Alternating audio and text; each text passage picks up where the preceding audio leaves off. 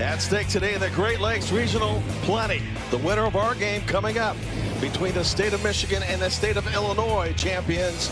A trip to the semifinals and 2 games away from Williamsport, Pennsylvania. Kentucky, an impressive earlier game winner. They're already in the semis to face either Bay City playing its first game or River Forest, Illinois, impressive with a 7-3 win yesterday.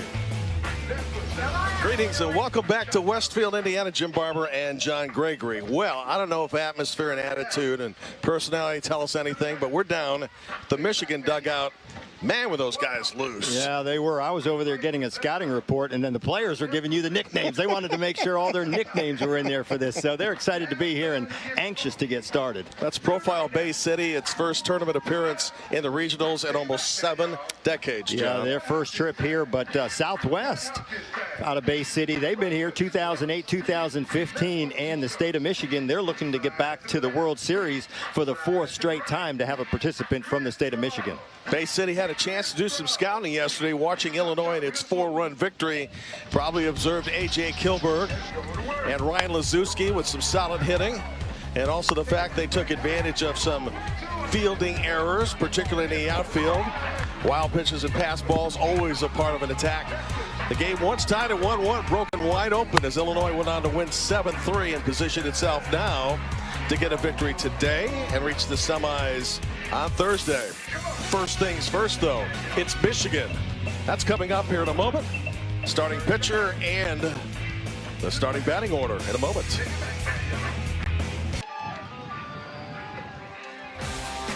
Welcome back to Grand Park in Westfield, the home of soccer, baseball, softball field, some 60 fields in total, and probably climbing.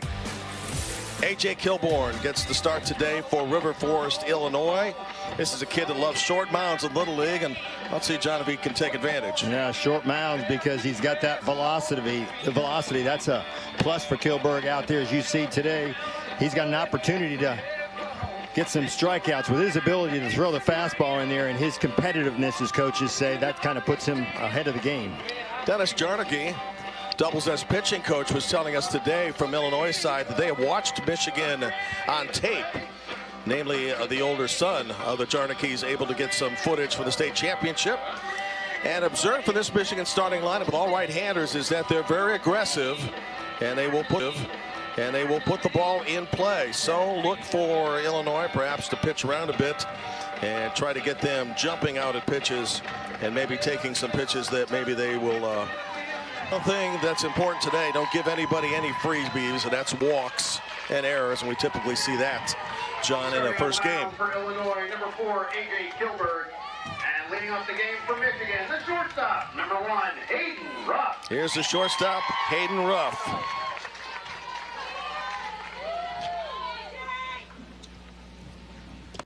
John, since you mentioned nicknames, I do have all Michigan nicknames, 13 in total, so let's start with Ruff Ruff. Who's up there? All right. These kids got some good ones. Family has a cabin in northern Michigan, pretty part of the country.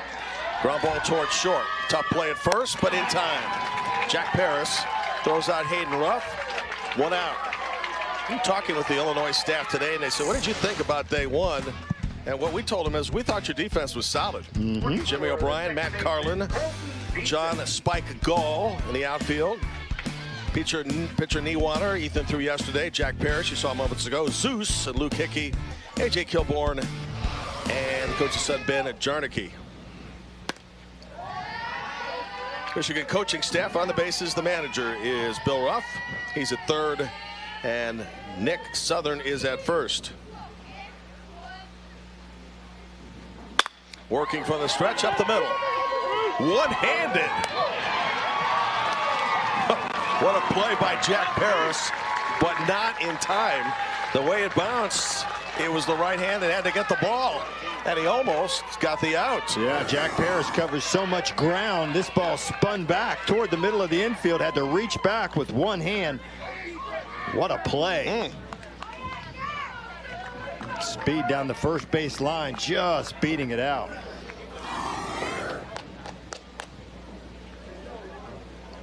And it appears this play will be challenged. Umpire crew, Gary Murnahan with the headset on. Adam Hale, first base. Andrew Elliott umpiring around second. Dan Giedel at third. This is one of 13 video replay opportunities you have. Let's take another look and see if it has any chance of being overturned. Dead ball areas, ball over the outfield fence, batted balls ruled fair but foul. All those can be questioned. This one was questioned temporarily, and it was upheld. 28, Reese Southern. Doesn't change the fact that Jack Parrish just made an exceptional play at shortstop. Reese Southern to the plate.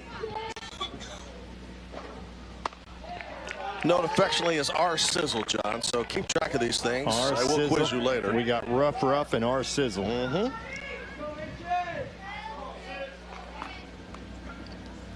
Reese says he loves the fierce competition among friends. Double play chance here. Not in time, and then Reese gets hit in the back with it. So fielder's choice. He becomes a runner with 2 outs. And the first 3 plays in the inning have been handled by shortstop Jack Parrish. Does that tell you anything about the way A.J. Kilberg is throwing? Well, it tells me that this team, as we talked about from Michigan, like Kentucky, comes right off the bus. Haven't had an opportunity to play yet. Anxious to get up there. They're not waiting. They're seeing that first pitch, and they're up there swinging. Braden Simmons to the plate. Hometown Auburn of Michigan.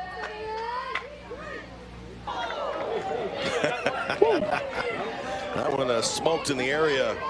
First base coach Nick Southern.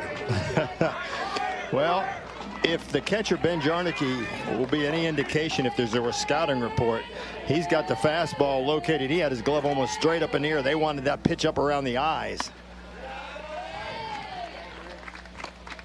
of Simmons. The big lefty there can turn on it, as you saw on that foul ball down the first base line. Jarnicki wanted that pitch around the chest area. Let's see where his location is now. Getting a lot of space around that right field line, so if he's able to golf it down the line fair this time, they can run for a while. Yeah, Spike Gall out in right field is playing in too, as we've seen a lot of teams doing throughout this tournament. 1-2 pitch is a change. So with 2 outs and a man aboard, the count is even. Luke LaCourse, Horse LaCourse, will bat next. Of course a horse is a horse, right? Now 3-2. Bay City greeted by the men who were part of the Little League team that won the state 67 years ago. This was just a few days past. And in fact, in this get-together, still 3 living members who are in their early 80s. So the kids said it was really cool. Yeah, pretty touching. Talking with the coaches beforehand, they said it was funny how those guys recalled specific things that happened during the tournament too. That is amazing. Yeah, you never forget the days in Little League. No. And that's why these coaches said, you know, they wanted these Michigan players, and that's why I think they were loose before the ball game. Part of that was like, take it all in, experience, have fun with this thing, and that's what they've been doing since they've been here, being that they haven't had a chance to play yet. Seems to make a big difference. Bay City looking for a 2-out rally here with a runner at first, and Braden Simmons working the count now to the 9th pitch. Right center field dropping. Runners at first and second. That's a good at bat for the number 4 hitter, who had to protect on a 3-2 pitch twice and then able to loop one into short right field. Yeah, shows a pretty good hitter when you get the fastball you first like and you drill it down the line. That one out over the plate. He's able to just lift it over there into short right field and find an area where there's no defensive player. Now John batting in the 5th position, the pitcher Luke LaCourse with runners at first and second. Reese Southern's runner at second. Braden Simmons at first, headed to left field. Inning over on the catch by Jimmy O'Brien. Michigan with its first at bat in the tournament threatens, does not score.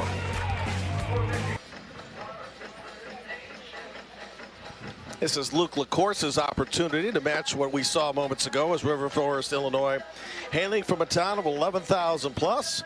Carlos Zambrano, known to many a Chicago Cub fan during their run in the early 2000s toward the National League Championship.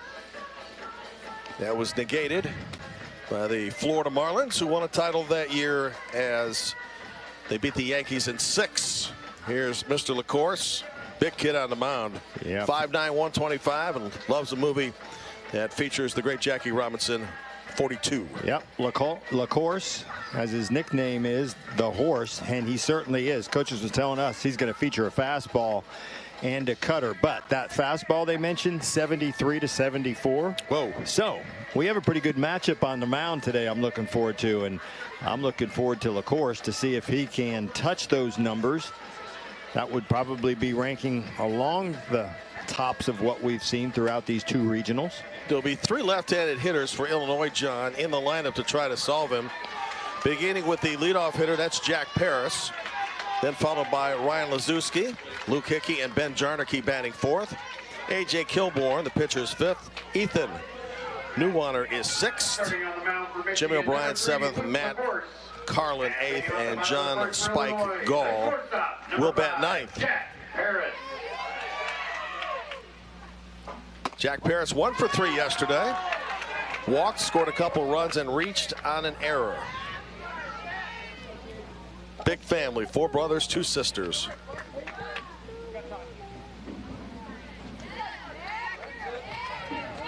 And with the nickname Grandpa Jack, you think old soul, right?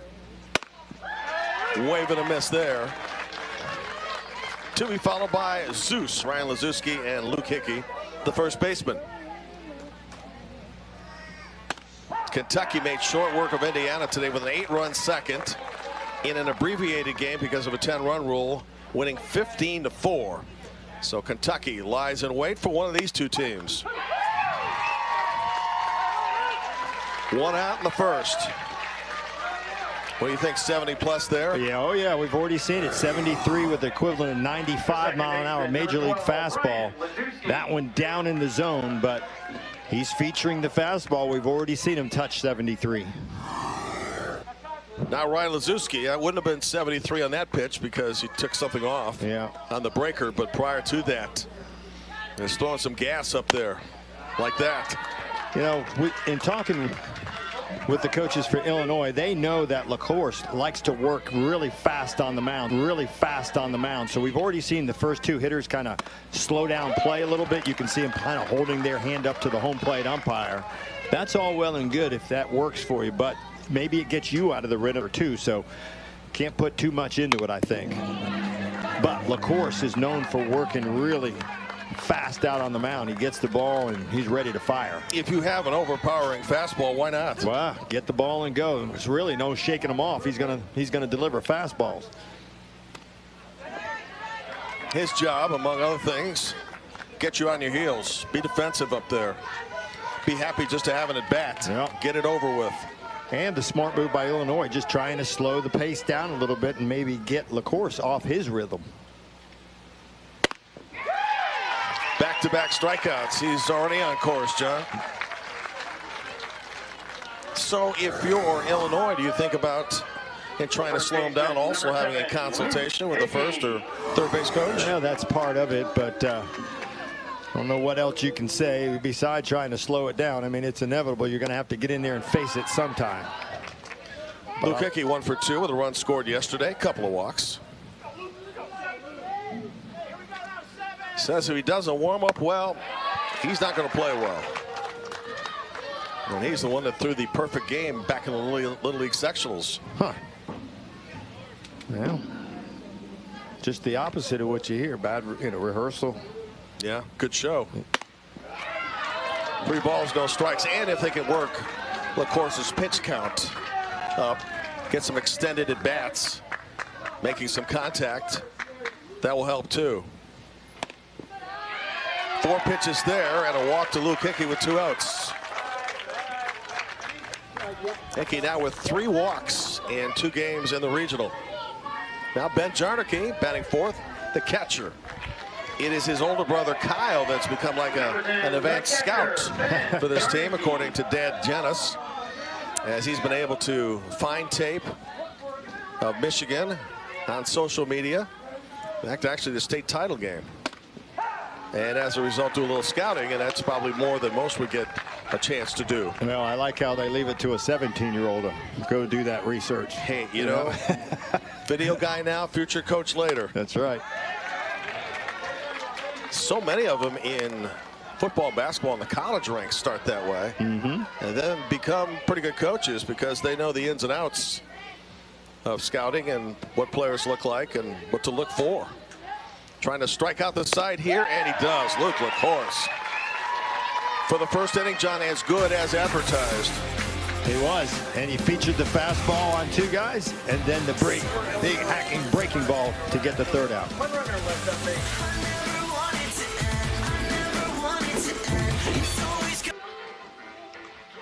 After this game, on to the Midwest Regional and an elimination game. Starting the Michigan second, it will be Masters, Ollie, Nick Naylor, and Remington Rock. So look at our regions of baseball play for the Great Lakes. 6 of them. Talked about Bowling Green, Kentucky, and its dominance a little earlier. Hamilton, Ohio gets the day off today. Glendale, Wisconsin, awaiting one of our losers from a previous game. And Bay City, Michigan doing battle with River Forest, Illinois. Here's the catcher, Ollie Masters.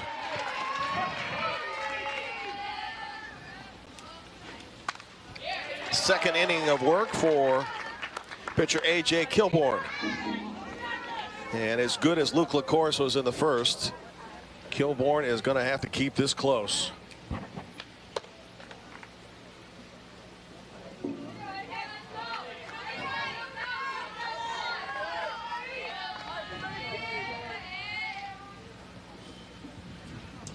Kilberg's pitch, ground to short. Jack Paris. Jack Paris now has handled 4 plays. 3 have been successful. 1 went for an infield hit. So a lot of balls on the ground. A.J. Kilberg getting to get him to hit in the ground. That's a good start. Nick Naylor. Nick, the right fielder, wearing 33 and batting in the lineup at position number 7. I'd take Jack Paris at short in my lineup, huh? Oh, yes. In his direction there. Well, what's A.J. throwing up there that it's an exclusive party with him and the shortstop, John? Just happened to be in the right spot today. Got to be. He has been up to the task on every play so far. So the 7 balls that have been hit, 5 have been to Jack Paris. Yeah. If you're A.J. Kilberg, that's exactly what you want. Yeah. He's a vacuum out there.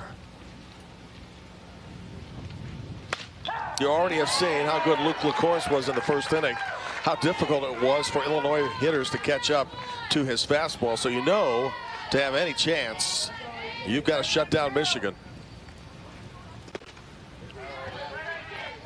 Puts a little added pressure on the pitcher, but a lot of times, if you see your counterpart exceptional, you want to be as good. Yeah, and you rise to the occasion, and A.J. Kilberg can certainly rise to the occasion. He has in the past. Good to see he's back. He had an elbow injury when he got hit by a pitch. So now he's back dealing, and that looks good right there with that fastball. Yeah, the game-tying hit in the state championship game for Illinois. Big fan of Jimmy V. Jimmy Valvano's speech, never give up.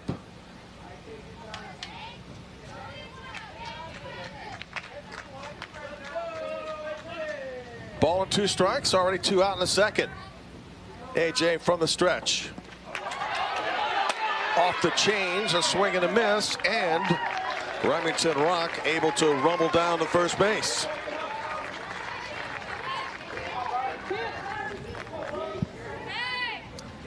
Good pitch, maybe a little too good, huh?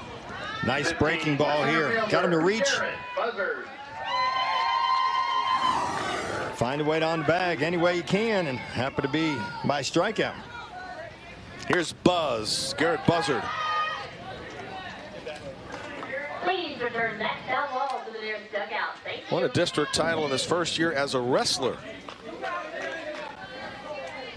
Says his special talent is cooking.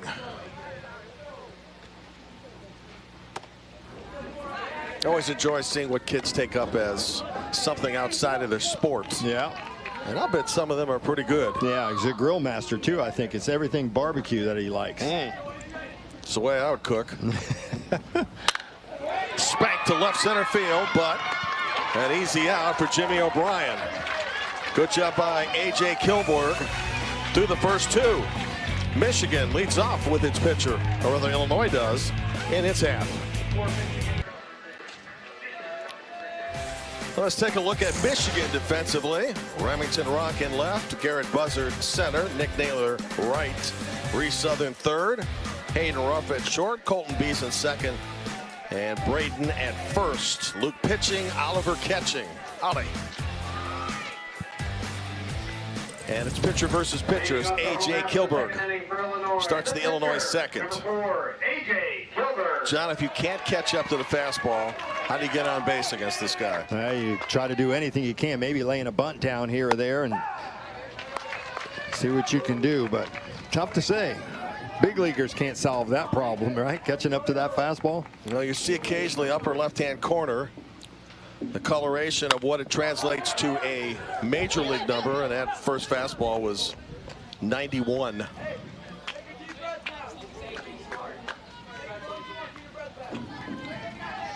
You'll hear the coaches occasionally say, take a deep breath out there.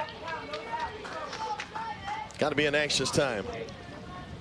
Williamsport in the horizon for possibly one of these teams.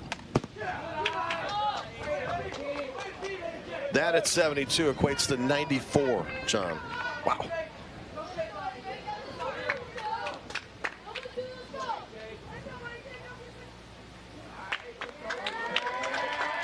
My 74 mile an hour equated to 74.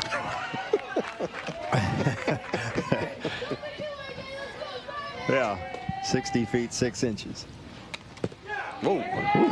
But you were sharing with us prior to this game how the Hall of Famer Sandy Koufax was observing you during camp at Vero Beach. So he must have saw something. Yeah, from he you, right? did. He saw a 74 mile an hour fastball. That's what he saw.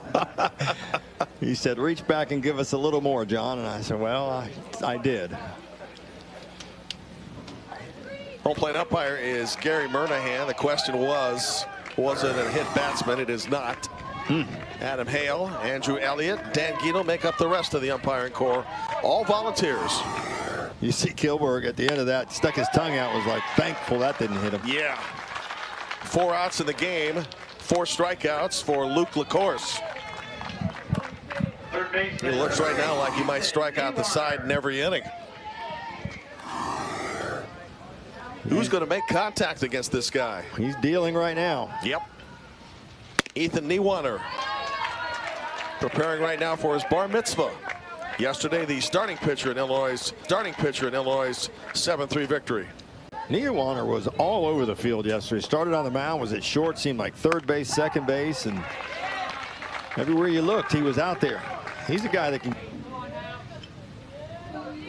Parents Chris and Rachel are lawyers.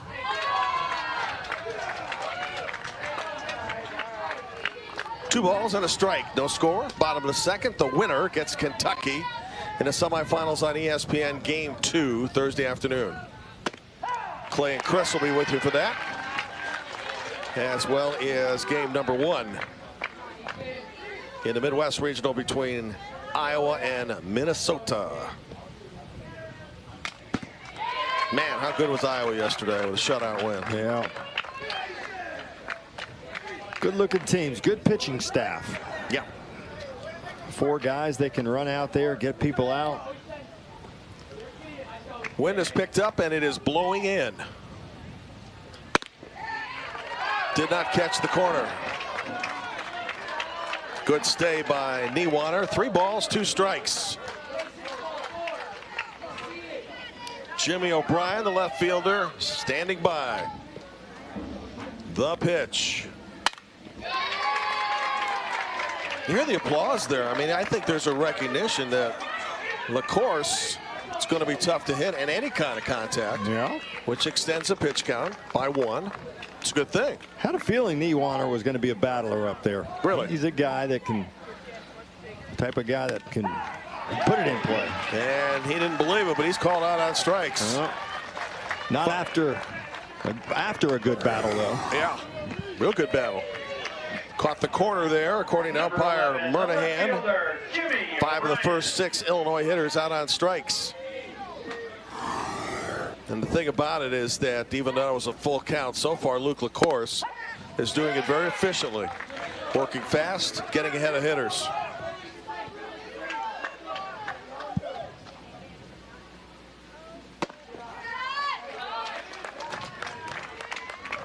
Jimmy O'Brien yesterday 0 for 2 with a strikeout.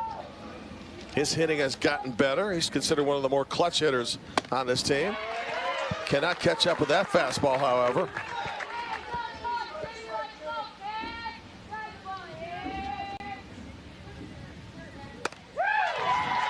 And quick work again by Luke LaCourse, who through 2 innings has thrown 33 pitches and has struck out the side twice.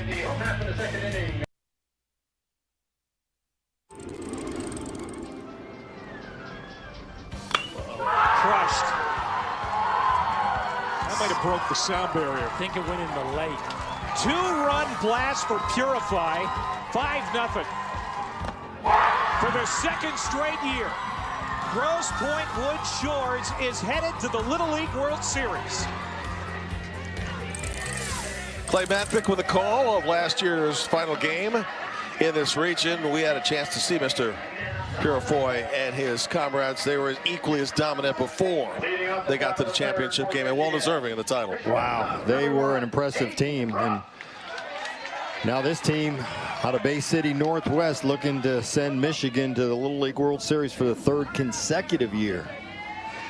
And a completely different team, and yet in its first appearance in 67 years as a community and Little League team has got the inspiration of the Bay City Northwest All-Stars in 1952 backing them. And I go back to something you said, which I thought was amazing, that they still recall many of the plays specifically as they happened. Yeah. We should all be so blessed. Ruff down the left field line. Pass first into second. Stand-up double, rather sliding double for Hayden Ruff, and a good start to the Michigan 3rd. As he parked one of A.J. Kilberg's pitches where they couldn't catch him.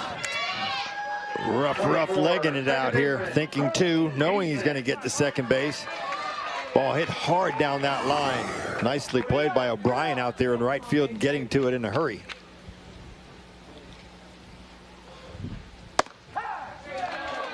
Colton Beeson, one of 6 children.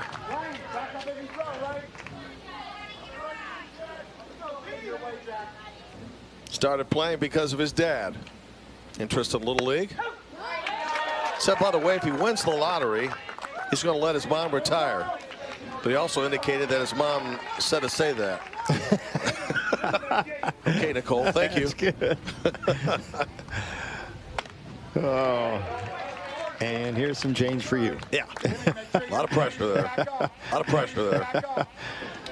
Ball and 2 strikes. Nobody out. Runner at second in a scoreless 3rd inning in the winner's bracket, where Michigan gets the start, even though it.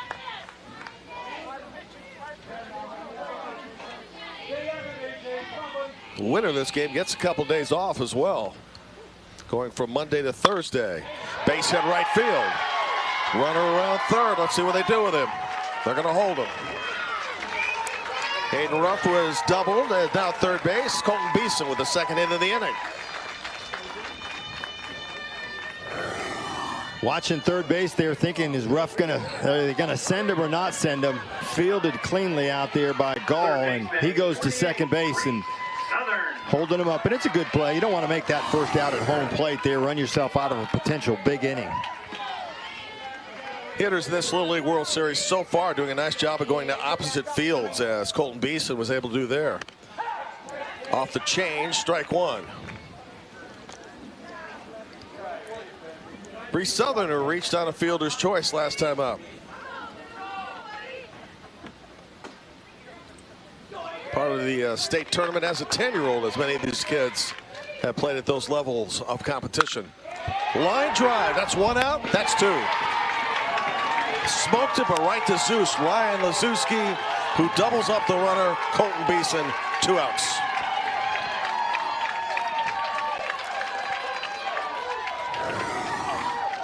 Well, Now, nothing you can do as a runner at first base here. Benson on the bag and just takes a couple steps off. That ball was hit so hard. How about that quickness, turning it over? Lazuski gets it in the glove and delivers it to first base in a hurry.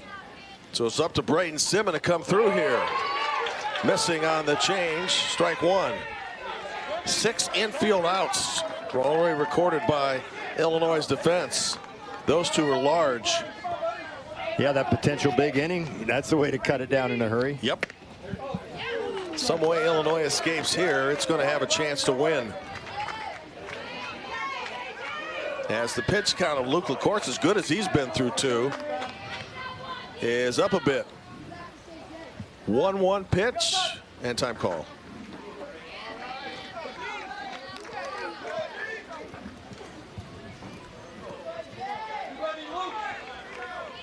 Runner third is Hayden Ruff, who started this inning with a double and then advanced to third on a hit.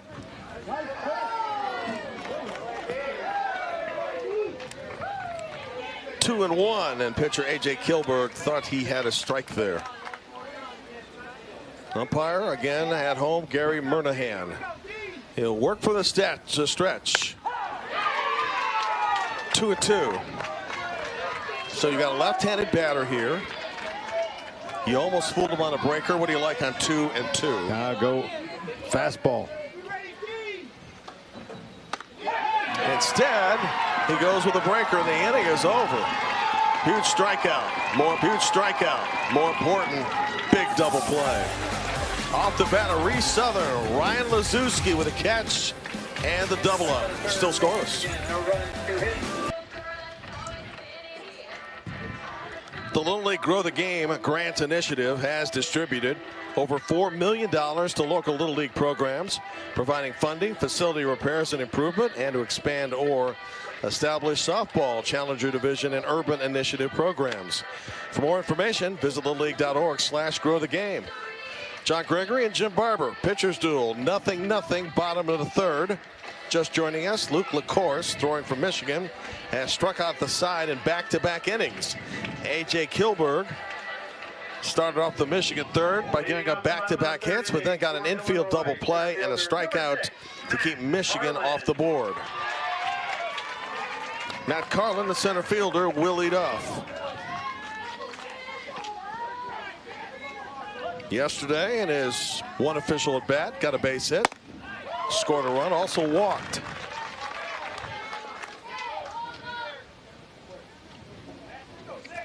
Kentucky 15, Indiana 4 earlier today in an abbreviated game, played in 4 innings.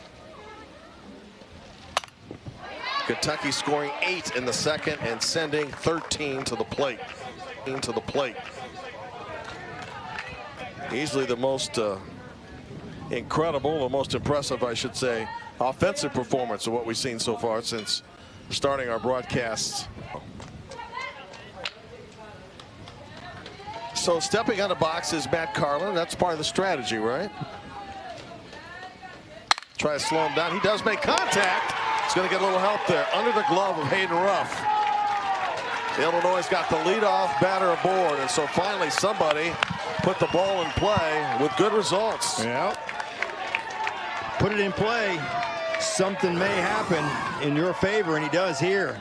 Error on the shortstop, Hayden Ruff, as that ball sneaks under the glove there. But something happening now. Now things change a little bit when you get a runner on. We'll see how Mr. LaCourse handles that. Let's see if John Spike Gall plays small ball here. Instead, he's swinging away, strike one. Well, if that's any answer, what LaCourse is going to battle back. He's going to rear back and pump that fastball in there. Do what he does. All right. Do what you do, right? Do what you do well. Guys can't catch up to the fast pitch. So far, that's the indicator for most. Why not? He'll waste a pitch there. Snap throw down to first, and a good stop by Braden Simmons before that one skipped into the outfield. How about Oliver Masters behind the plate? Somebody we haven't mentioned yet in his ability to catch LaCourse out there, throwing that 73-mile-an-hour fastball. Ali is good. Catches that strikeout. 7th of the game. All 7 outs by way of strikeouts. This is how good Luke has been. Nobody able to catch up with it, with the exception of Matt Carlin. Here's Jack Paris.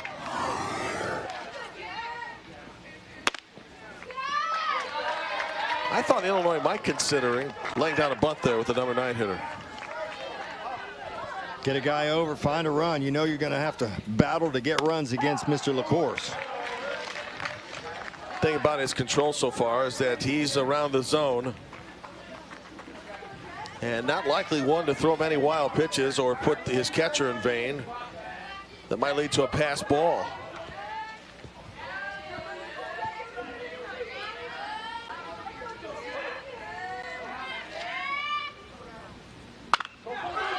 On the infield. Force play, well done. Hayden Ruff had a notion, maybe to first, and somebody probably told him second base. Colton Beeson was in position to retire the runner and got the catch a step ahead. You got that right. Communication 2-2-2-2, and he thinks, because he was thinking 1 all the way. He was thinking first base, and at the last minute, fortunately for him, he throws a strike to second base. So after the error, he battles back. Lead runner at first base with 2 outs, Ryan Lazewski. Second baseman, favorite movie Black Panther. Ryan 1 for 5. Ryan 1 for 5 in the regional so far. Finished the game yesterday as a pitcher. His nickname Zeus. That's the name of his dog. I like what Luke LaCourse does. He doesn't throw that breaking ball often, but he's throwing it in good situations. Sometimes he'll throw it to start off a hitter just to show him what he has there, and then he brings the fastball, and many times now he's been getting guys out on the breaking ball. Like there. 2 strikeouts in the inning for Luke LaCourse and 8 for the game. Got a good one here in the winner's bracket in the Great Lakes region. To the 4th, scoreless. Well, as you know, we're on the road to Williamsport, PA, and how about some past pictures, which probably for many of you watching bring back some great memories. Some of the kids who go on to play MLB. Look at the cameras back then, too. Classic. Little League founded 80 years ago, of course, in Williamsport, and Maynard Little League of the hometown won the first League World Series. Some 8 years later, first international leagues formed in Canada and Panama, leagues in 80+ countries, and the first Cuban champion Little League played this year out of Havana. Top of the 4th, A.J. Kilberg against Luke LaCourse. A.J.'s allowed 4 hits. On the other side, Luke has allowed none. Not always gets strikeouts in the game, gets out of jams, he can field too. 1 out. You can see him battling the sun and the mound. Not always easy as you're trying to get your footing out there because you're looking up in the sky and you're not paying attention to the ground, but he's fighting the sun. You can see at the last minute, looking down. All the other infielders except third base are wearing their glasses or have them on their hat. Maybe they're not wearing them. They still look good because it's on top of their hat, you know. Yeah. Where the pitcher handling a play like that was taboo. Yeah, and I think it is still when you get to the higher levels. But at this level, sometimes a pitcher can take control of it that way, and he's a good fielder, so why not give him that opportunity? But as you get older, yes, you want that first baseman or third baseman to take control of those type of pop-ups. Cameron Reed will pitch hit. Of course, the other side of the argument is if it's hit right at the pitcher, yeah, not a line drive but a pop-up, why bring somebody to increase the chances of error? Well, as you get older, you don't want that pitcher handling. Okay. Because that does increase the chance. For his, right? Yeah. They're not used to playing the infield as A.J. Kilberg maybe, or used to playing another position. So that development, you start to lose the ability to make those plays. Kind of like having a National League pitcher. Oh, man. Holly Masters is down.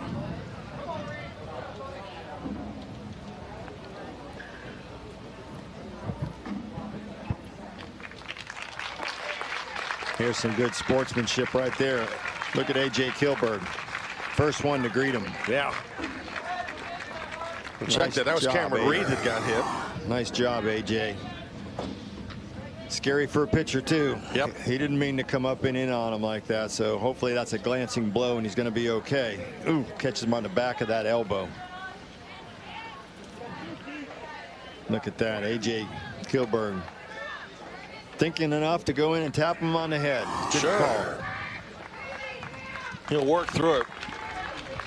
It's amazing how tough these kids are, and particularly with fans and friends watching, and also national television. I mean, it's going to take a lot to bring them out of the game.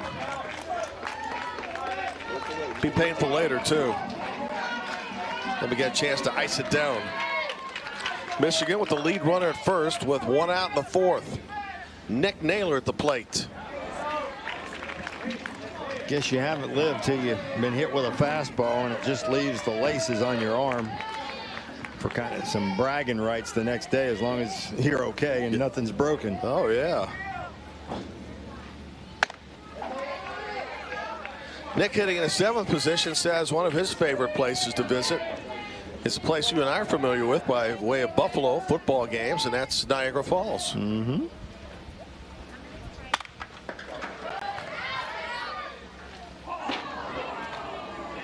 One out, count, ball and 2 strikes. Neither team yet to score. The winner of this game gets Kentucky, a 15-4 winner earlier this morning. The loser of this game is coming back soon to play Ohio. That would be tomorrow, 10 o'clock Eastern, 9 Central. We start our 4 games in one day coverage.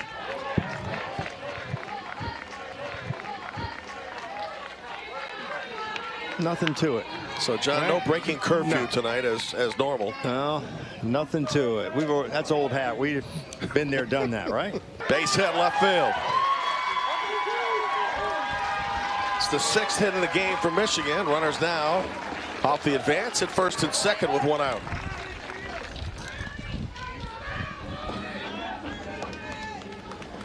Remington Rocky is scheduled to bat, but in fact, Nate Gwizdala will bat. Quisley coming to the plate.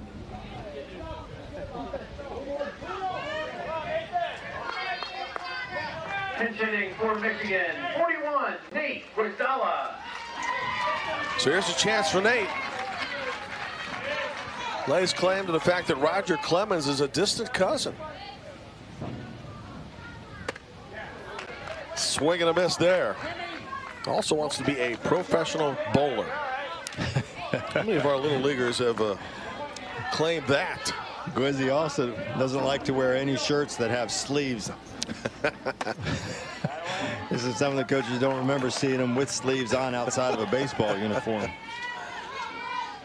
Well, should be easy to buy for around the holidays, huh? 2 on, 1 out. A.J. Kilburg and a jam. Of course, he was a jam 3rd inning, and they got a double play in the infield. Then he got a punch out, inning over. Situation resolved. Get her done. Yep. He doesn't wear any sleeves. That's true. Now the count goes to 3-1.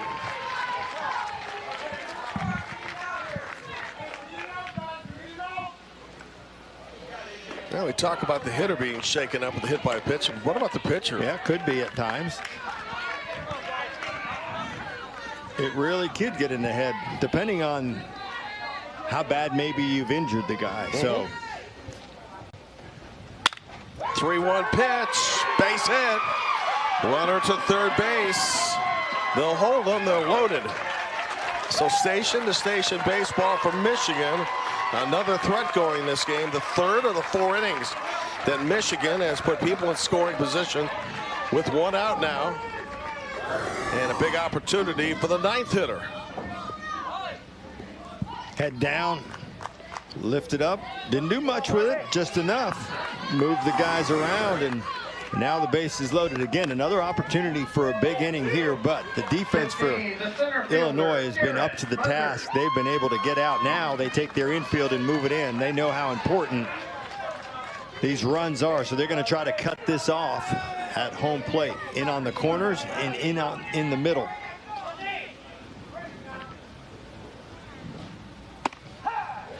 Such respect for opposing pitcher Luke LaCourse that you would bring the infield in here. Yeah. Because you could allow a run and still have time to get back in the game, and they're thinking 1-0 might be too much to overcome. Headed to right field and dropping. It will be 1-0. Just a terrific example of station-to-station baseball with the hits to left, to center, to right. Just moving it around. That pitch looked on the inner, had it off and get it into right field. Right field. Spike Gall coming up with it and hitting the cutoff man. Nice job defensively, preventing another run from coming in. Hayden Ruff is 1 for 2, got a double in the third, but since a pop out to the pitcher, there's been a hit batsman and 3 successive hits. Infield continues to play in.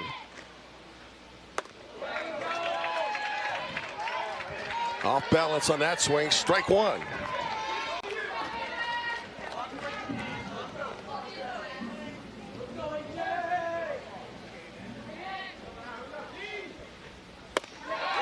Hayden was asked what's the coolest place he's ever visited. He said the nation's capital. Okay. Washington, D.C. Pretty special.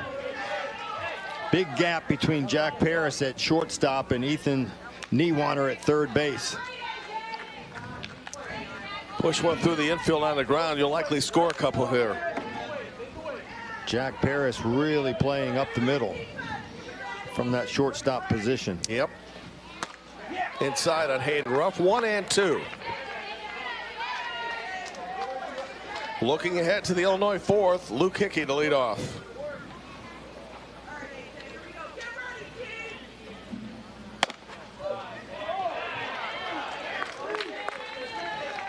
So we've reached 20 pitches in just this inning alone. 61 now in the game for A.J. Kilberg. 2-2.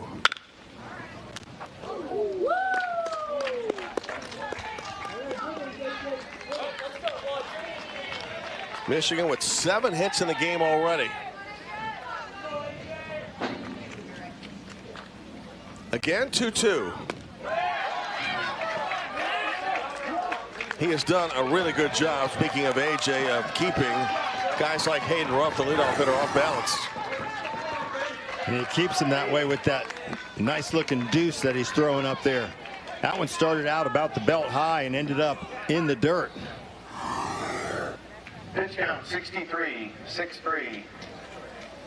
Colton Beeson, the second baseman, who's already 2 for 2 with an infield hit and a base hit to right field. They're still loaded. Can AJ get out of this jam with just a run scoring? Kilberg again from the stretch. Strike 1.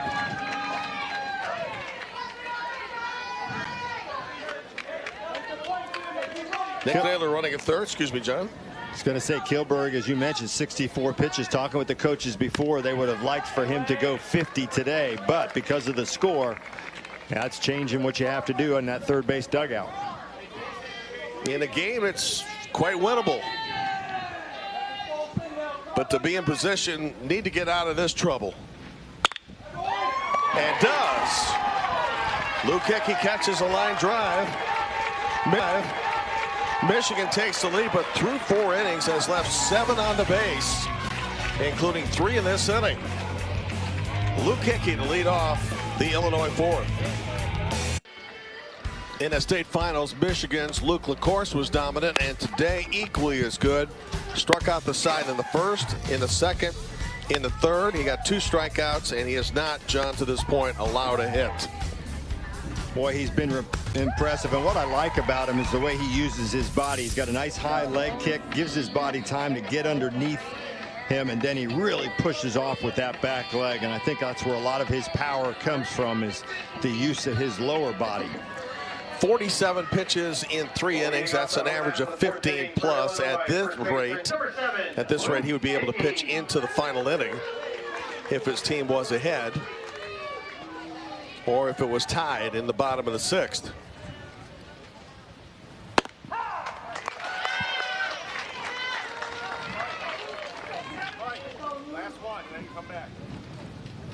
Luke Hickey, who walked to the first leading off. Down 2 strikes.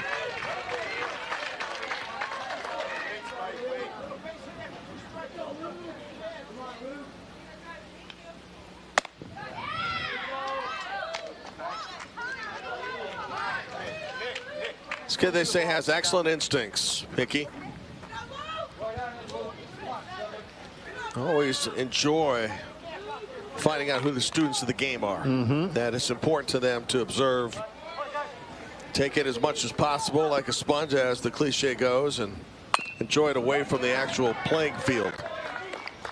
There was an old basketball coach that used to give his players quizzes at the beginning of the week on who the top 25 teams in the country were, who were ranked. Nice. As he just wanted to gauge people's interest. You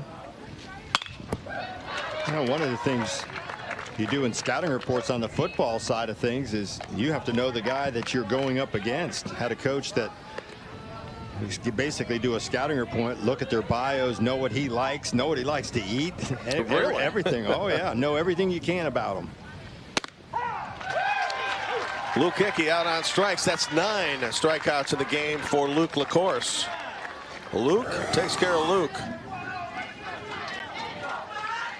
Breaking ball. We've seen him feature the fastball quite a bit today, but it's that breaking ball that he's gotten a lot of strikeouts, and with the 1-0 lead, they're already going to make this change. On the mound. Boy, this is interesting, John. Little surprising, yes. Yeah, please explain to me why in a game that's 1-0 that Michigan feels like they would send their best hurler out. Don't know if I can. Reese Southern is going to get the call.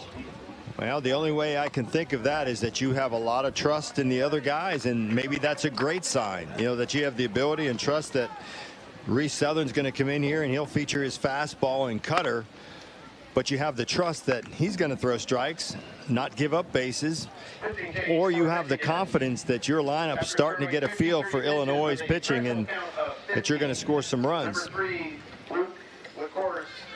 Michigan's had scoring opportunities. Had 2 on in the first, failed to score. First and third, nobody out in the third, failed to score. Did get a run in the fourth, but had the bases loaded with 1 out, and that's all it got.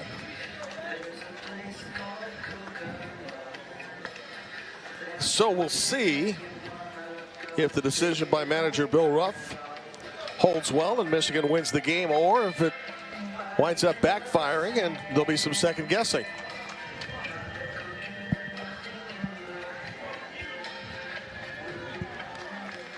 Ben Jarnicki, the catcher, will lead off. Michigan coaching staff, manager Matt Hickey, Dennis Jarnicki, Joe Lazuski. 1 ball.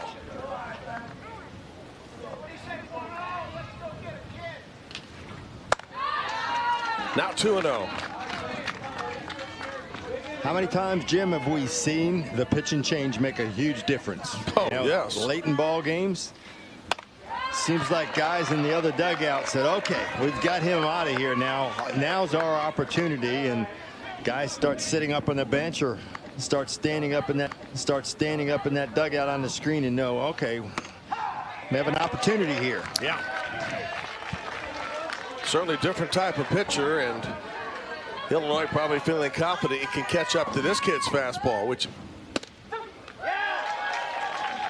from 3-0 now to 3-2. So nice battle back. And a great sign for Michigan that you can have trust in a kid like this and get him out there. Try to get these outs.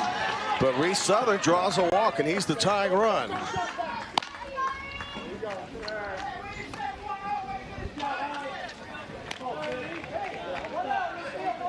Braden Simmons is the scheduled batter.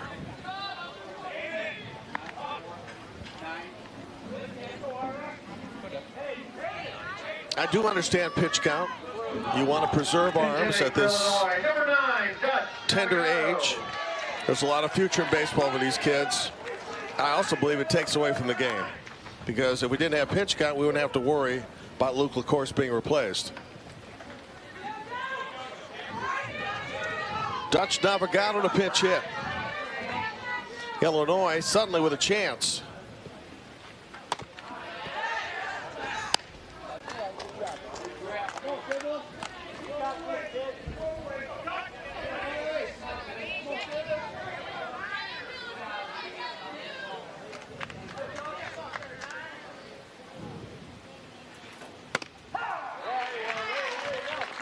Count even, ball and a strike.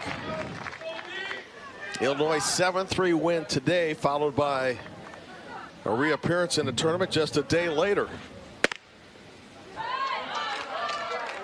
Michigan has waited out the tournament so far, playing for the first time today.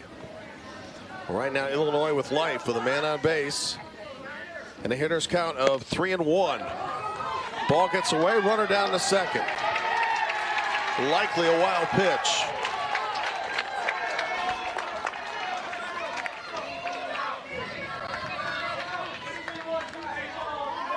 Right here, if you're Navigado at the plate, maybe I'm thinking I'm going to take this and see if force him to throw some strikes out there.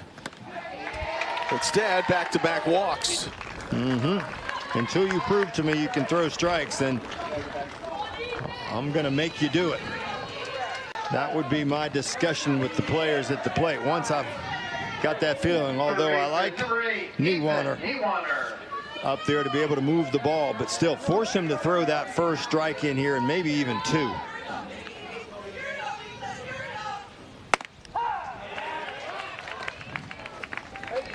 Luke LaCourse in his innings of work, 3 1/3, walked 1, struck out 9. Reese Southern has already walked 2. Ball gets away, runners advancing. Second and third now with 1 out.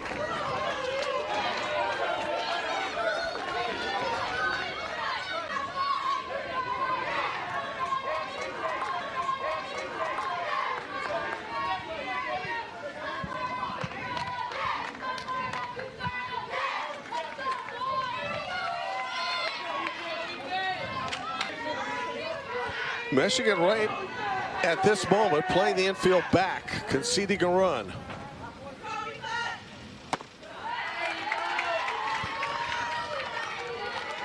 Willing to give up the 1. If you're an infielder and you're playing back here, you know you got to somehow knock this ball down. You got to be able to dive, prevent that runner sitting on second base from scoring.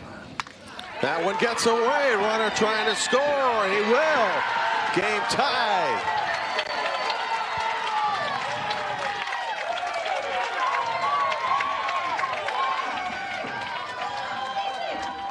Michigan goes to the bullpen, and so far it has not worked.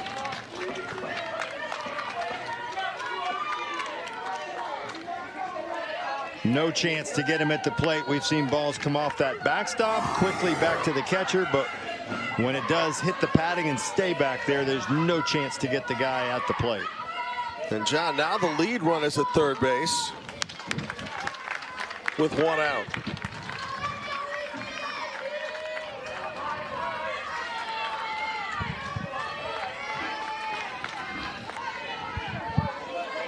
You got a guy at the plate, Niewander, who's really good at just putting it at play, get on bat on the ball, and again, the infield is back with just 1 out. That's the other thing I'm not sure I agree with. It's getting late. You have 2 more at bats. If you're conceding a run, you're going to be down by 1 with 2 innings left. The pitch. Third walk of the inning. Still just 1 out.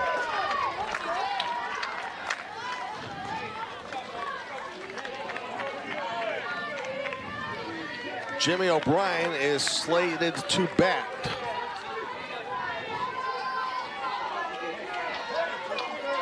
Of the 17 pitches that Reese Southern has thrown, just 5 for strikes. TJ Nix will pitch hit. With one out here, we'll see if Illinois decides to send a runner here and maybe try to steal a run. Test this Michigan's defense. And now they're at second and third. They did that, but not going to throw through to second base. Better thought trying to throw it to third and see if you can't catch the runner down there, and that's not a bad thought at all.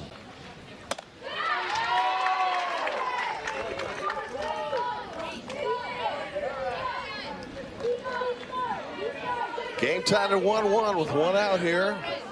Runners at second and third. Illinois with a chance to take the lead.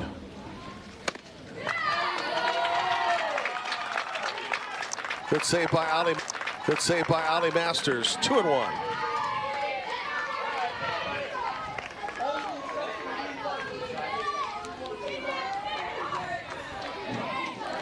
He'd run at third. Ethan Niewater at second. Count to 2-2.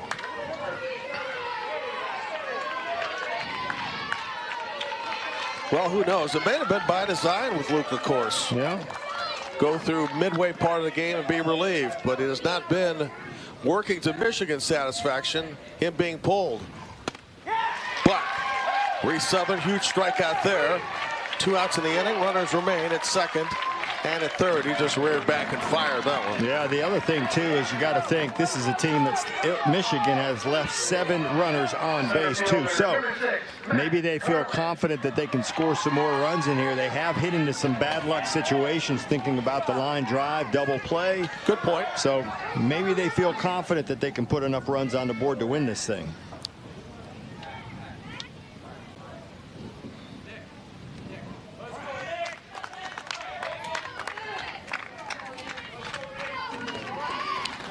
Looking ahead to the Michigan fifth with 2 innings to play. Around the middle of its lineup. Pitch hitting for Illinois, number 1, Nick Lasuzo.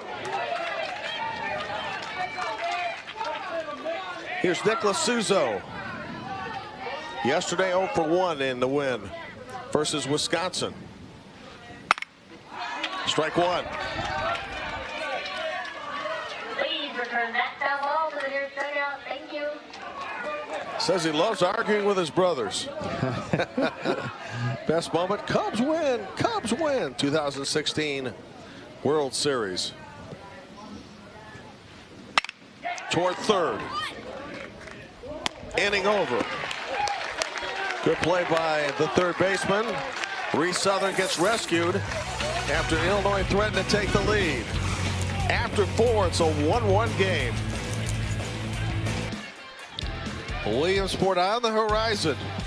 One of these teams will be in the semifinals of the Great Lakes region on Thursday. 2 wins away from Williamsport. The pitcher, number 28, Reese Southern. Reese Southern will lead off the 5th for Michigan, facing a new pitcher in Jack Paris. Well, Paris has been so good at shortstop, so that takes away a little bit from Illinois defensively.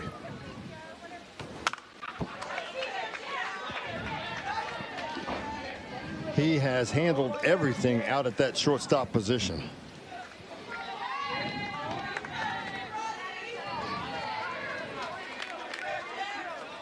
Right now, Reese Southern and Jack Paris are the pitchers of record.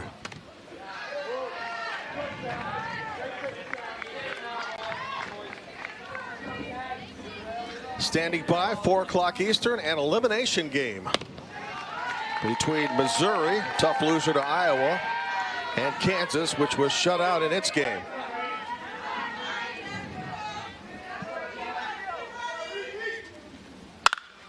Spanked to left field. All the way to the fence. Southern around first. Headed into second, a stand-up double. John, I go back to a point I mentioned earlier. When I asked you why pull the starting pitcher, Luke LaCourse, and why not play the infield in a situation where the game is tight, and you thought that Michigan had the feeling it would threaten to score again. Yeah, because they had left 7 runners on and really hit into some bad luck. Maybe they knew or felt like that they could put some numbers on the board. Braden Simmons at the plate in this game. Michigan a run now on 8 hits and has left 7 on base. Scoring opportunity here with nobody out in the 5th. I'll tell you what, if that's the reasoning of Michigan, that's a very confident team. Yeah. Because I would think you played a lot more conservative with that, not lifting your starter and playing your infield in, which to me seems to be automatic, but that's not according to Michigan's form. Yeah, especially because if you get that win, you're automatically vaulted to, you know, 2 days rest and the ability to be that much closer to that championship. And the count now, hitters count for Braden Simmons, 3-1. First inning of work for Jack Paris. Runners at first and second, nobody out. If you'd like to play Little League, it's easy.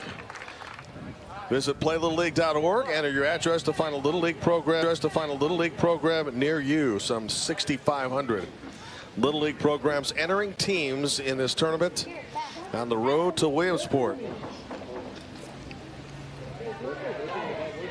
So first and second, nobody out. Luke LaCourse, who started as the pitcher for Michigan, is set to bat.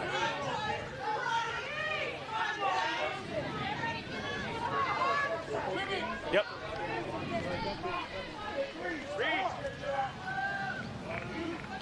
Coaches out of the Illinois dugout telling Jimmy O'Brien out in left field to back up.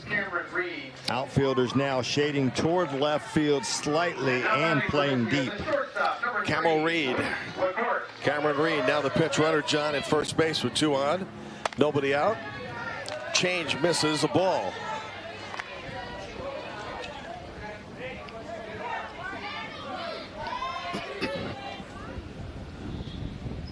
Another change toward right field and tailing away all the way to the fence. 1 run will score. Here comes another. Save! What a great throw. But Cameron Reed beat it. And it's a triple. Luke LaCourse with a 2-run triple, 3-1 Michigan. Well done, partner. You thought that Michigan had a lot left in its offensive tank to play a little different defensively, and it has come back to be exactly that. Well, they able to get those runs on there. That was very nice by Cameron Reed, scoring from first base. He was cutting the corners, doing a nice job.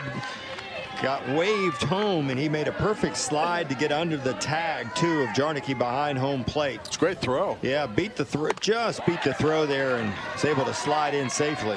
Now Illinois has to play its defense in, trailing by 2. Ollie Masters at the plate, and still nobody out.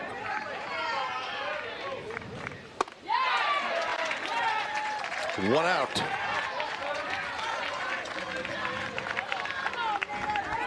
Well, Michigan, after all the times in this game that Bay City Little League has threatened, now things have come to pass.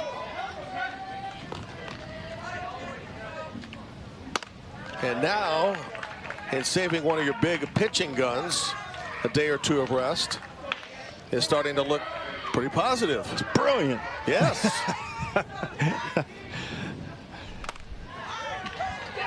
That's a foul tip. So the runner cannot advance. You know, as we're speculating up here, you know they're doing the same thing in that dugout. They're debating, you know, do we want to make this move? And they know the kids better than anybody else and what they're feeling like. So it may be something that they've done through districts and states and everything else, and they're comfortable with that decision. Wild pitch, LaCourse to the plate, safe. He triples in 2 to make it 3-1, and he scores the 4th run. And gets the low 5 headed to the dugout.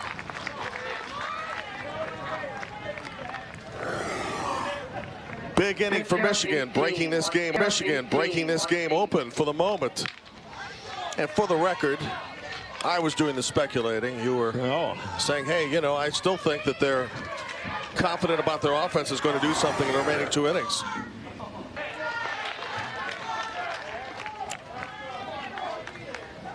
I was speculating right with you. I was thinking of reasons why you would make that change, because it was a a bold decision, if you want to call it that. Yeah. We're a good point counterpoint team, aren't we? Yeah. To right field and foul.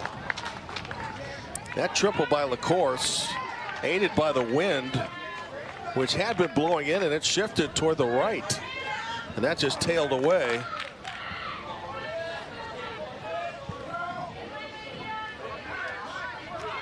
From outfielder Spike Gall, which led to the 2 runs and a 3-1 lead. Nick Taylor aboard with a walk, and the inning rolls on.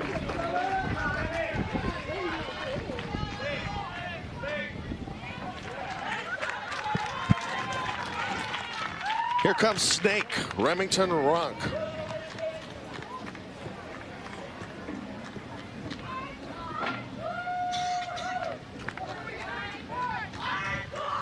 And time being called, so before Remington Runk can bat,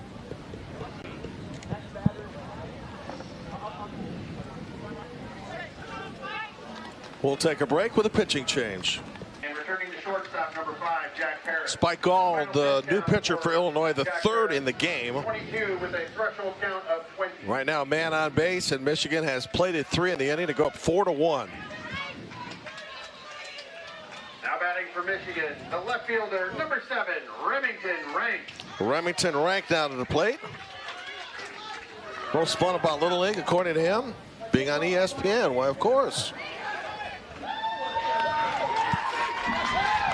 And now a runner at second base, and Michigan starting to put Illinois on its heels. And because of that, Ben Jarnicki is going to call everybody in and see if a little meeting might settle things down. Yeah, have a little players meeting out on the mound. Discuss what they want to do defensively there, as Nick Taylor able to swipe an extra bag and get in scoring position. Changes in the game right now for Illinois defensively. As you know, Spike Gall is pitching. A.J. Kilberg is now the first baseman. Carolyn goes to right field. Ethan Newa, baseman.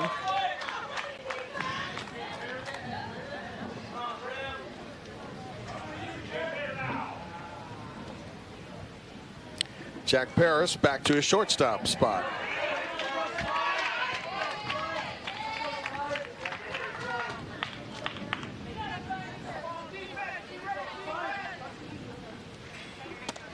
And Luke Hickey, the last of the 6 changes, becomes the center fielder.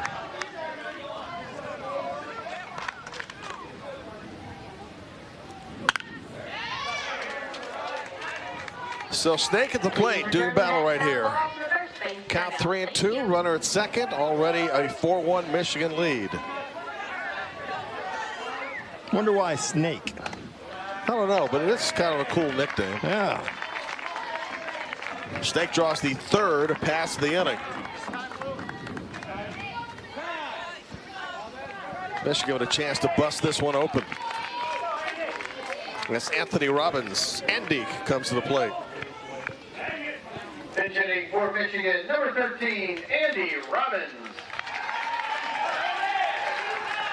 Kids are the best if you go by their formal name and they find out that you've not mentioned their nickname. You are quickly corrected. Oh, yeah. Parents and family, they're probably fine with it. That's their God-given name, but not the kids. And Michigan, we go back to what we talked about in the open, how loose the team was in the dugout, how each kid was taking time to let us know a little bit about them and what their favorite second name was. Coming over to shake hands. And this same team that looked like it was on the ropes in the 4th inning with a change in pitchers and runners in scoring position. That's a wild pitch there. Survived that, has scored 3, and may get more before the inning is over. That's confidence. It's always interesting that coaches don't even know the nickname sometimes. They're like, oh, No. I didn't know they call them that. You're not there when they're playing video games, right? Yep.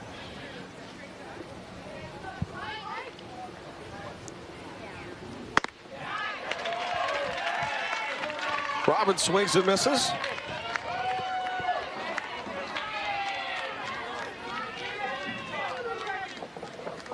Still just 1 out in the inning, and that's a wild pitch. Runner trying to score and will. So in the inning, not only 3 walks, but several wild pitches. And Michigan now has put 4 on the board. And here's how it occurred.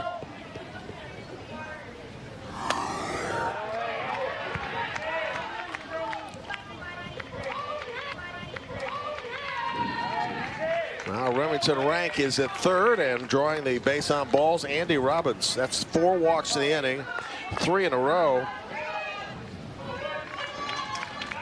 Chance to really put some separation between Michigan and Illinois is the opportunity for Hayden Ruff. 1 for 3 and a double.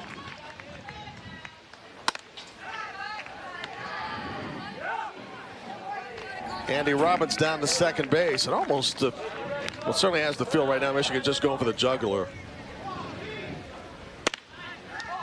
They realize they've got Illinois on the ropes, and here's the opportunity to bust it open. Yeah, you almost get the feeling Illinois is doing what they can just to try to piece this thing together if they can somehow stay in this thing. Base hit would play 2 more with the lead already 5-1 as Hayden is the 8th man to bat in the inning. Says it's good luck as he drinks a dew before the game. A wave and a miss there. So do you, right? Yes. Has nothing to do with luck, though.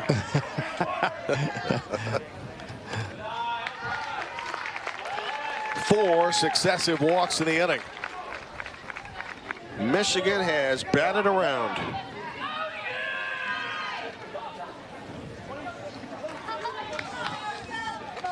Preston Schufelt coming to play.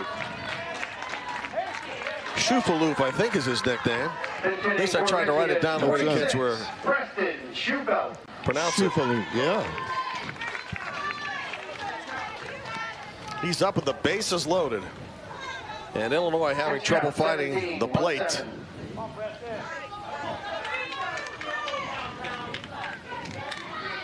Ninth man to bat in the inning. Infield in.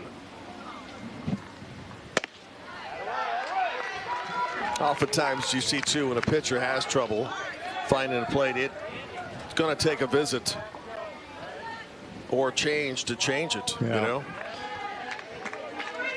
He's at 18 pitches now, and again, I'm saying they're trying to piece this thing together. Possibility we may see somebody else too after a couple more pitches. Yeah. In fact, the surprise is that there's been no change. Or the coaches to come out and settle him down.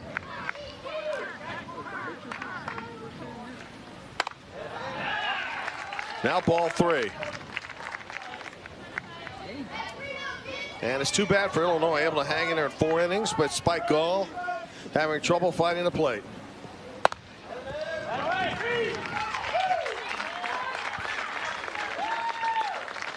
So with that, Michigan now is officially batted around and goes to its 10th batter in the inning. Well, Spike's dejected, that's certainly understandable. Illinois is not out of the tournament if it's defeated this game.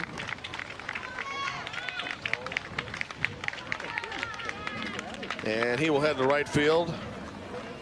That's tough, you know. Yeah, you know, put your glove up, you know, if you don't have tears, you're close to it. This is when the coaches do their best job, not when you're winning ball games. Sometimes when you're just keeping these kids' hopes alive and keeping everybody up, ready to go.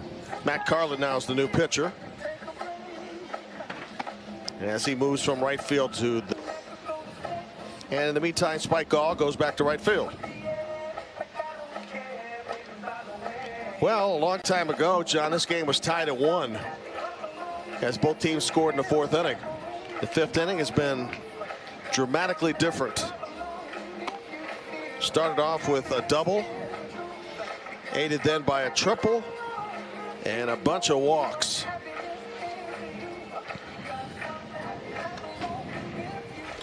Well, we mentioned Luke LaCourse, how good he was striking out the side in back-to-back innings. When he got to the 4th, though, time to pull him, even though the game was tied at 1-1. Right field, number 2, Spike Gall. Final pitch count. And with the wild pitch and runners on base, Illinois looked like it was headed for a big inning. It ended when it tied 1-1, and now in the fifth, the gates have opened. I'm sure throughout this regional we'll find out what the answer, I guess, to the question that we had is, why do you make that change? And Bill Ruff will certainly give us an answer on that's something we've done all the time, or we anticipated this happening. Well, we'll have a chance to see him maybe after the game just to find out. Sure.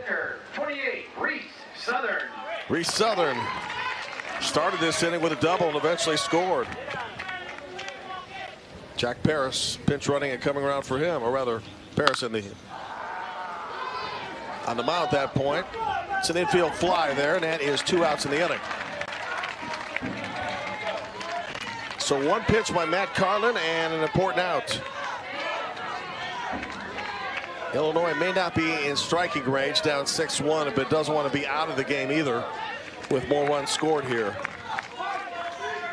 First baseman 14, Braden Simmons. Michigan with a win moves to ESPN's 5 o'clock game on Thursday to face Kentucky.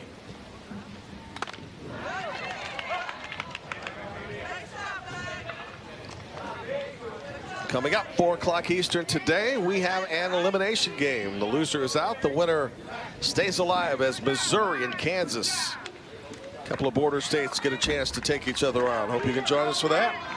That's the third of 3 today.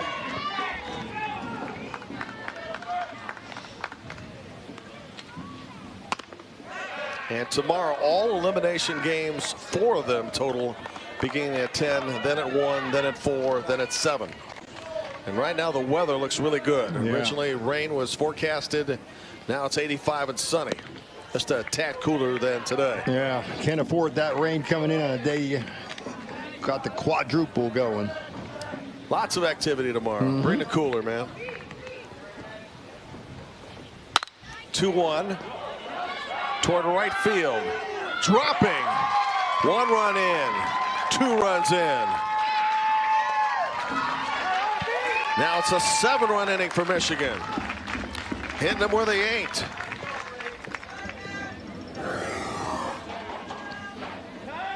Lifted this high in the air. Thought a possible opportunity for Spike Gall out there to make a play, and he gave it a heck of an effort. Just not able to come down with it. Again, 2 more runs scoring in that big inning that Michigan team had been looking for all day.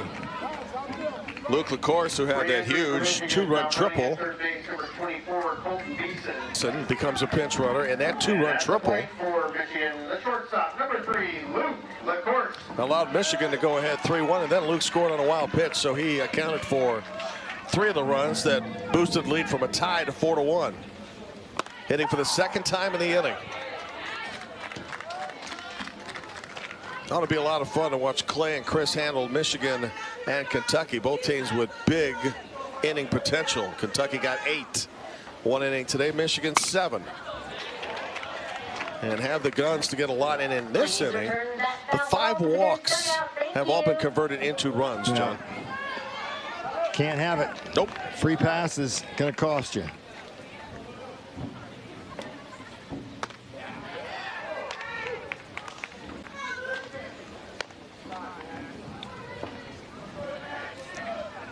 Going into tomorrow, just 1 team from the 13 teams in the Great Lakes and Midwest will have been eliminated, and that will come in our 4 o'clock game today. So tomorrow makes for a whole lot of fun because there's a lot at stake.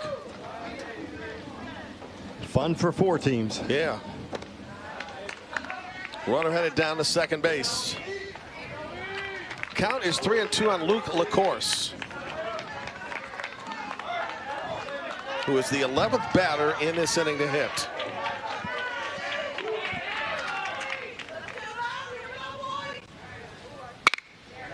Toward right field. Spike Gall didn't get it. Good try, though. Runner scores. Here comes another one home. Good throw to the plate, but he's safe. LaCourse now trying to go to second. Will. Luke LaCourse knocks in 2 more. He has driven in 4 runs in the inning.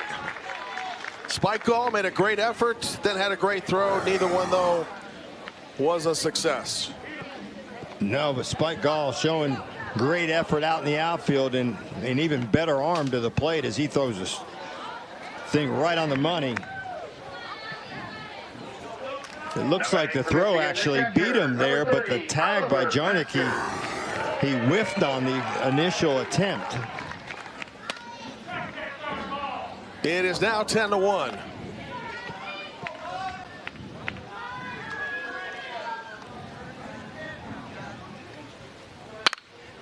Back to the pitcher. Inning over. What an inning it was, though. 12 to the plate and 9 score. Game 3, elimination game today. Kansas getting set to battle Missouri. Bay City Northwest All-Stars and their lifelong memories of the Stars of 52 coming nicely into play. 67 years since Northwest won a state championship. Right now looking good on getting to the semifinals. Great article on mlive.com about how the guys that were youngsters almost 7 decades ago, several still alive and coming around to greet the new kids on the block and inspire them to bring back the gold. Maybe they can take that next step, get to the Little League World Series, and have them as guests. How about that? Inning to lead off the Illinois half of the 5th inning. Number 3, Joey Elza.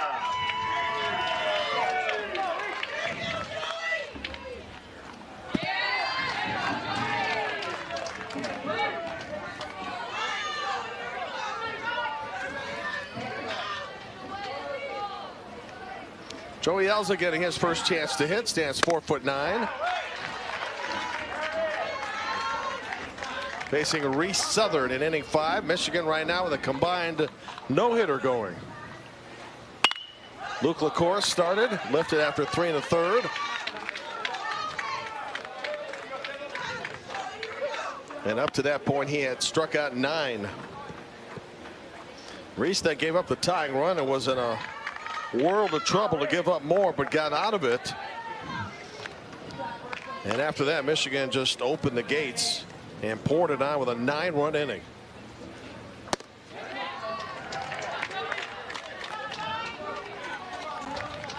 So I guess it pays to have a bye in this tournament this year, huh? Yeah, it looks that way. Didn't hurt Kentucky, 15-4 over Indiana. Good stop over there at first base. And it has not hurt Michigan. No, it's not easy, too. You win the first one. If you lose this one, you have to come back. Then you play a team that has a day's rest, that already has 1 loss, so it's a tough bracket. Count is 3 balls, 2 strikes. At the top of the inning, Michigan was with a base hit of going up 10, and the 10-run rule. Up 10, and the 10-run rule would have been in force, meaning at the end of the inning, if it stood, game over. But instead, Illinois finished the inning, not allowing an extra run. Begins now in the last of the 5th with a walk by Joey Elza.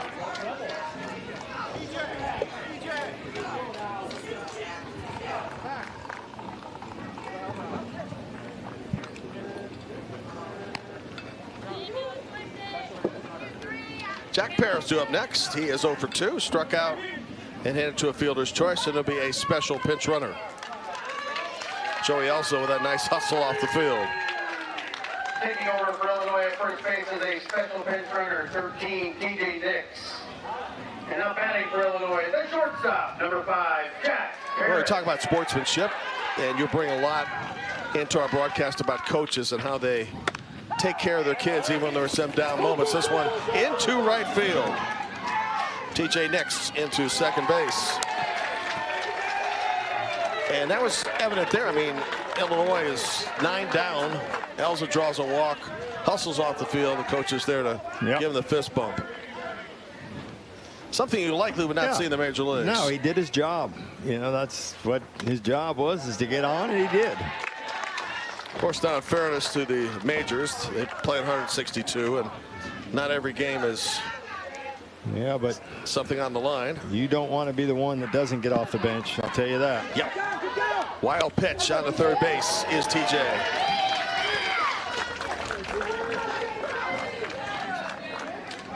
Illinois still without a hit in the game.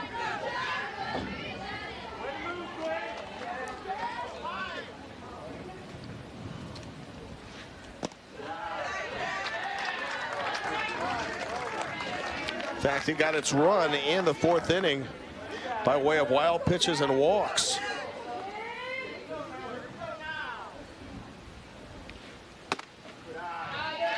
Here's another walk. Well, what do you think? Illinois has a 9-run inning in mind here. Well, if you're going to get helped out by free passes, then take advantage of it. Why not? The second baseman, Ryan Ledusky. Not going to have a chance for Reese Southern to get anybody else on because they're going to make a pitching change here. Well pitched game until the starters have left, and once the starters left, we have seen a slew of walks. We'll step aside with Michigan ahead, Illinois threatening. Playing second base, number 1, Hayden Ruff. Nicholas Naylor coming in. Had a grand slam in the district's championship game. Enjoys boating and snowmobiling. His job here is to put a pin in Illinois' efforts to resurrect this game, trailing 10-1. Ryan Ledusky, strikeout victim twice. Ball 1.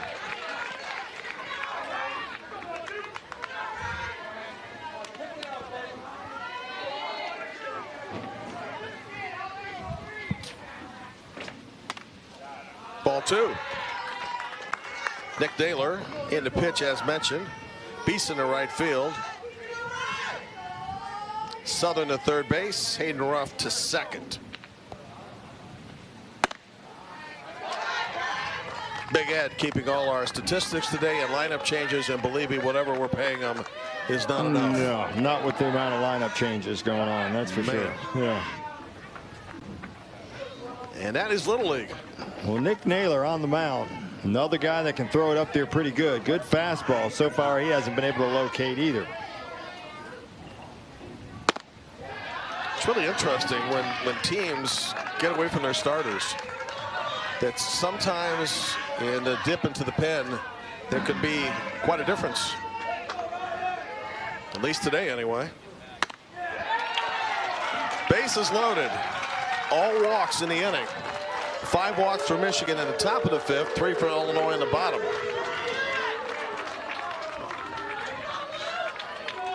What, nothing bothers a coach more than free passes, especially when on the giving end. Now Luke Hickey, who has a walk and a strikeout. That one's out of the zone. Ball 1. Nothing bothers a coach more when you're giving those free passes when it's a 10-1 lead. Yeah. Well, you start to think, how close are we getting to the tying run coming up? Still nobody out. Count a ball and a strike.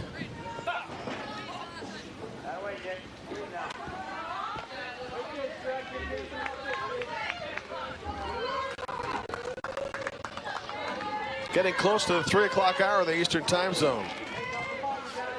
This inning has been lengthy. Called strike. A ball and 2 strikes. Luke Hickey at the plate. Trying to come through. 1 for 2 yesterday, a couple of walks.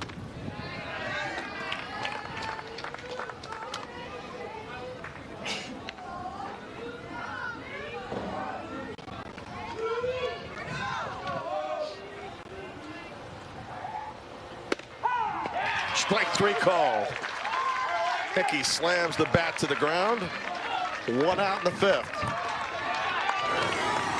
Nick Naylor, I'm sorry, battling back there. Had missed on the outside. 4 consecutive pitches against the left-hander. Here's Ben Jarnicki with the bases loaded. You know, a couple of hits here. Tighten things up a little bit. Still 10-1 though. Ball 2.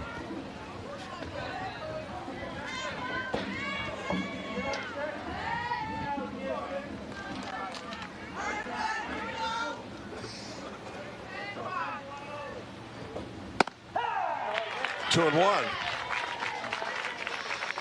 This game a long time ago was tied at 1-1 in the top of the 5th, which is the same inning we're in now. And Michigan scored 9.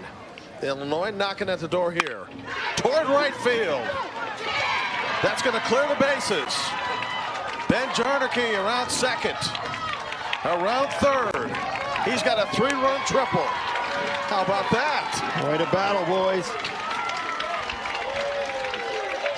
No giving up. It's exactly what I was talking about. The coaches in that dugout going to continue to encourage these guys and see what can happen. You never know. Jarnicki, strong kid. Drills that down the right field line, as you mentioned, clears the bases, and we get another visit to the mound.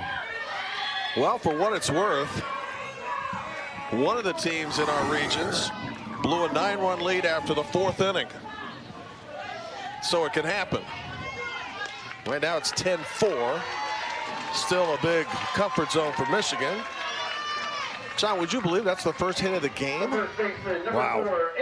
Think about that, getting 4 on there. You know, this Illinois team was down 6-0 after 4 innings in this year's state final. Good point. 6-3 after 5 innings with 2 outs and no one on in the 6th inning. And then there was an error, a triple, a double, and all 3 happened with 2 strikes. Yeah. And then they had a single to tie the game, and they won it in the 7th inning. Imagine how heartbreaking that must have been for the losing team and the parents watching the game. Oh. Within a strike of celebrating a state title, and you couldn't get it. How many MLB World Series games have come down to that as well? Ball gets away, a runner heading home. 4th run of the inning is now 10-5. The problem is now nobody on base. It almost kills a rally that you have going. Yeah, you want to get a couple more walks, Yeah. don't you? You know what's interesting in this inning, walks kill. That's the common sports cliche. But 8 walks in the inning for both teams have resulted in runs. 8. Yep. That's 8 of the 13 scored combined. Nick Naylor's got a good fastball. To me, just looks like he's maybe trying to overthrow just a bit. Take something off of it and allow a very good defense that you have behind you to play behind you and make some plays. Yeah, solid point. A.J. Kilberg, grounded to third. Hayden Ruff handles. So he does allow his defense to do the work there. 2 outs down. Nobody aboard. In the 5th, nice play over at third base. It was. Southern charging it. Young kids to understand that, to think about it, they got to think, oh gosh, I got to strike everybody out. I got to have this pitch here or that. But as you get older, you start to rely a lot more on that defense, knowing you can get outs that way. Yep.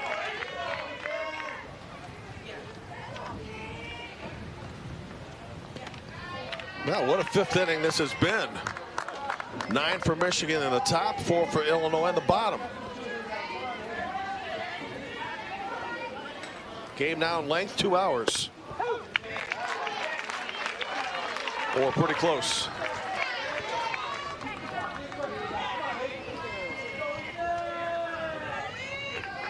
Michigan in the bottom of its order when we start the next inning, and that one catches the corner. Strike 3 called. Punch out for Reese Southern. On to the 6th inning. 10-5. Welcome back. Jim Barber, John Gregory. Is that the most unusual line score you've ever seen, John? 5 runs and a hit. Oh. But it's accurate. Illinois taking advantage of walks. Able to produce 4 runs in the inning in the Great Lakes Regional, where we are currently. Tomorrow we have a couple of elimination games starting at 10 Eastern, 9 Eastern, 9 Central, Ohio and Illinois. Later in the afternoon, Wisconsin and Indiana. I hope you can join us for all or parts of these games, as ESPN televising well over 300 games of Little League Baseball. Dick Naylor starts the 6th inning. He walked in that 9-run 5th. He scored. Blew a big one towards center field. Second and short collide. Now he's going to try for a double. Third is covering, but not in time.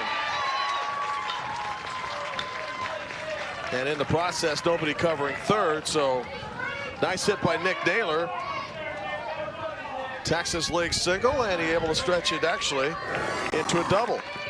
Well, watch where this ball lands, right between two defenders, both giving a great effort. Coming up short. The left fielder, Nate Grisdala. Both play at second still. Heads up by Niewaner, going from third base over to second to try to help out. Here comes Gwisley to the plate. Nathan Grisdala stands 4'10", right-handed swinger. Off the wild pitch, runner headed to third and in time to advance. Well, the backstop typically helps the catcher, but sometimes doesn't come back nearly as quickly as they would like. Infield playing in.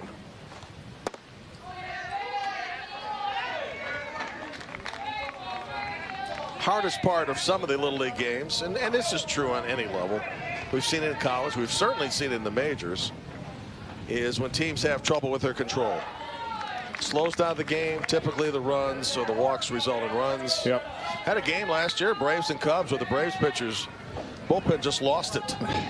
And I think it was something like 9 walks in a period of an inning or two. So it happens in every area now. Grisdala flips the bat and on to first base.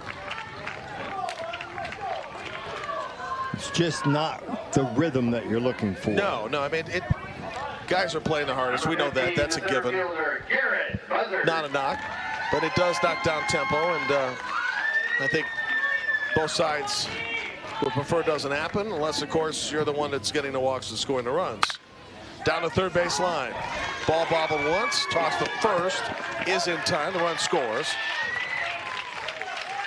As Nick Naylor comes home, RBI ground out, and back to the top of the order. Niewaner at third, mentioned all the positions that he plays. Number 1, the second baseman. Very good at the defensive side of his game. I like him all-around player. Puts the ball in play. He's got some pretty good speed. I like what he does defensively and can play second, short, third. If this lead holds, John, Illinois comes back tomorrow in an elimination game. And on to Thursday goes Michigan and Bay City, trying to get the first Northwest Little League title for that town in 67 years.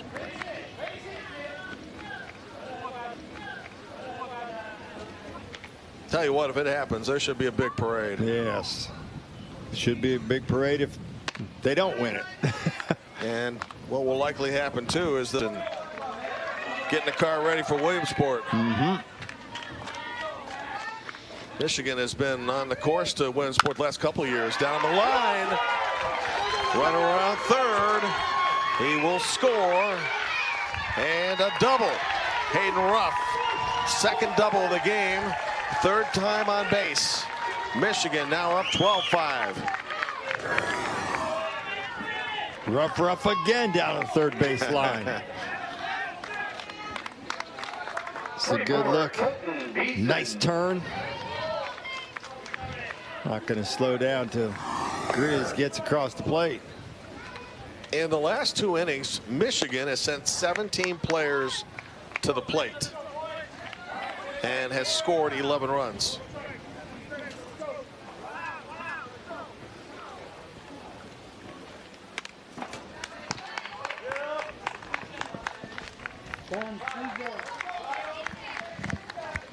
Well, somewhere a long time ago in a galaxy not far away, it was scoreless in the 4th. Same game, by the way. Yeah, looked like we had a good pitcher's duel going. We did. Now, when people read about it, if they're not aware of how all this happened, they would probably say, wow, a shootout.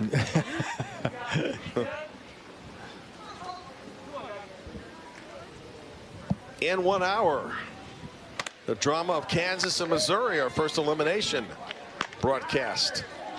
That's in the Midwest region. Starts at 4 Eastern, 3 Central. Pounded to left field, but not deep enough.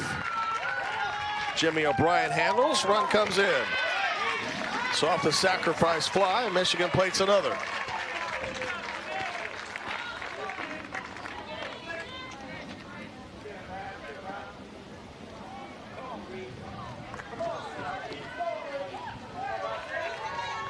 Just about everybody in the Michigan lineup today has contributed, and in fact, the starting 9, every player has reached base at least once. And every player has at least scored once or driven in a run. Good play on both sides to recover and the stretch. Illinois with its last chance needs a big inning. 13-5.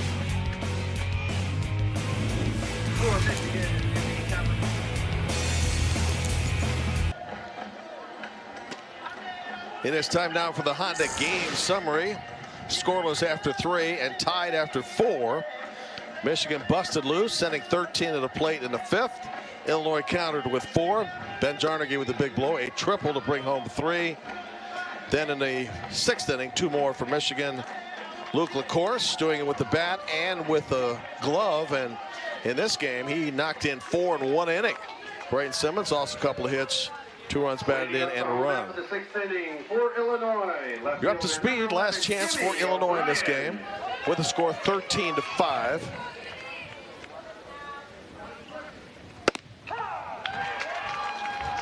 Michigan on its way to a showdown with Kentucky. Both teams getting byes at the Great Lakes. Kentucky put 15 across the plate in its win over Indiana. Boy, they did it by moving the ball all over the ballpark. Yeah. Power, speed. 1 out in the 6th. Kentucky came out of the hotel swinging.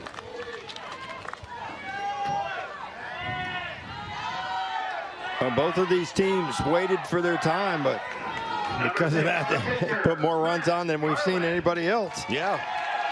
Coaches are demanding a bye now. South Dakota had a bye in its round of the Midwest region, but was defeated.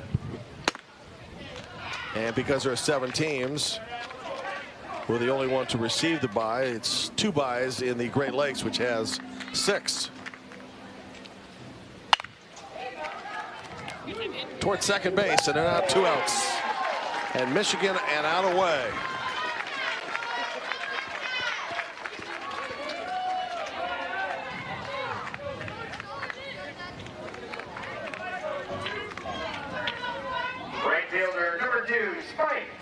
Spike Gall, the last chance. He had a terrific effort on a fly ball that dropped just out of his reach and then fired a rocket to home plate. And just missed the runner. You almost felt like he deserved something better for the effort and for the throw. Seen a lot of guys lay out in this game in that outfield and have looked pretty good in doing so. Like him out in right field. Plays a strong defense. Before he started the game. This likely to end the game.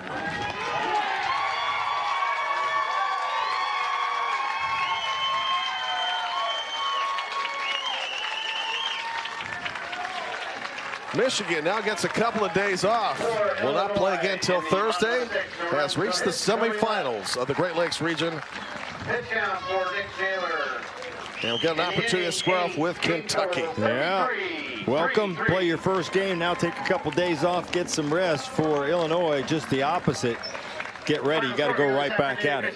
Looking at Ohio tomorrow in an elimination game. Up next, speaking of elimination, we got one for you in the Midwest. Kansas and Missouri, both of which lost their first games, playing to stay alive and advance. It's coming up at 4 Eastern, 3 Central. That's in another 15 minutes or so. For our fine ESPN crew and John Gregory, Jim Barber saying so long, but just take a short break and come back and visit again, won't you? We'll see you at 4 for Kansas and Missouri in the Midwest.